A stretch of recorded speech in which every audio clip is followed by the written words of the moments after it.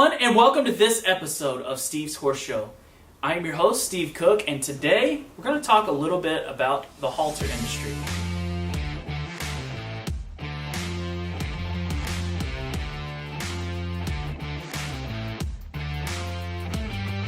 Okay. I appreciate it. Yeah, You're welcome. that was a blast.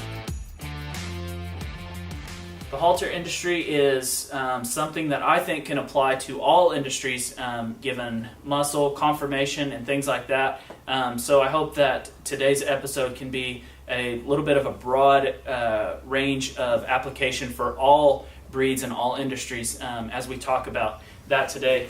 Russell, go ahead and introduce yourself and talk about who you are and what your credentials are, I guess. Well, I'm Russell McIntosh. I've raised halter horses for practically all my life. Was with Bitter Lake Quarter Horses for many years, and we've raised over close to 60 world and reserve world champions, and some of the top stallions we've raised and owned, and it's been an enjoyment to have the halter horses and be a part of it. What do you look for? Is there something that you look for in a mare and a stud that you want to have the perfect mix, or how do you line up your breedings? Well, I've always looked at stallions as if there's three conformation flaws, you're out. 3 strikes, you're out. A mare can only fix so many things right. on a stud, and I try to go for fixing the flaws in each of them, and to try to get that perfect specimen. Neither one may be the world champion, right? But if you fix the flaws in both and minimize them, other. complement each other, then you have an offspring that can be very competitive and be a plus for the industry. You look at, or when you're trying to figure out where a baby or a yearling or something is going to fit, what's the most important thing for you? Well, I want their structure to be correct, good legs, balanced horse. I want the wither to be back where it belongs, gorgeous backs, nice croups, pretty hocks, not too far set behind. I want them to be where they can support the horse. I want a beautiful neck set, pretty head, lots of front and rear, but not overdone. I want a moderation in all things, but I want it to be a very balanced structure. We were talking earlier about that you've actually fit a lot of yours before.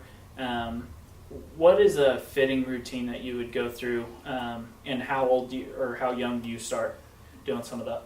You can start them as babies as soon as after you wean them. Mm-hmm. Start getting them to broke to tie and to lead, and just basic obedience. Yes, and then just start them out slow as babies. Don't overdo it. Some babies can handle it. Some are growthier babies than others. Oh, mentally and physically. Mentally and physically. And their legs and structure have to be to a point to where you can say yes, this and can, or no, I need to hold off on it and turn him back out until he's a later date, till you think that he is capable of doing it. You don't want to ask them too much. Right. And do you have to do that sometimes? Yes. Yeah. There's lots of babies that I just say I need to wait on him a few years.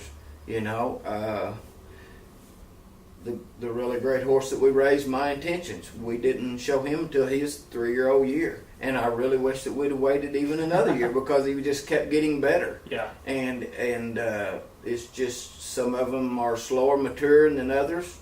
His full brother, he was reserve world champion as a wingling. Yeah. So you just never know, but it's you've got to make the right call and not ask them too soon.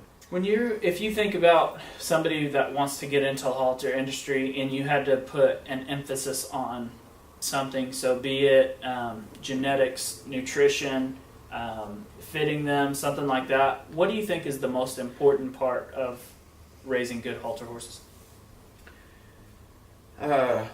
Breeding, the best breeding that breeds structure.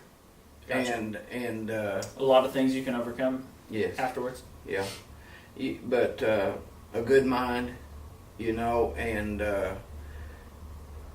it's just a good combination of all of that. What's been the most or your favorite horse that you've ever had? Can you pick just one? I've been fortunate to own a lot of great ones. I can't really say of one specific. I'm really happy with the horse I have now, High Noon, and Reserve World Champion TD Amazing Kid that I have. You can go to my Facebook page at MC Halter Horses and see a lot of this. All this, favorites? Yeah, a lot of my favorites. But What's your favorite part of the whole halter industry? What's your favorite part? raising the babies? The babies. I love to see what I get every year. I say it's like Christmas. Every foaling season is like Christmas. When can you tell? When can you tell? Is there a lot that you think like, not as good as I thought, and then they grow into it, or can you usually tell? Different people say different things. For me, I want to be there when he's born, and when he first stands up, I can see that structure. I can see that neck set, that wither, that back, and the length of the croup, and I can tell more right then. And I've said this for years, if I love him when he stands up for the first time, I'll love him when he's 2 and 3. Really? And it's always worked out for me in that aspect that if I love them then, I'll love them older. They may go through some ugly stages or do some weird things, but 9 times out of 10, they'll be the good.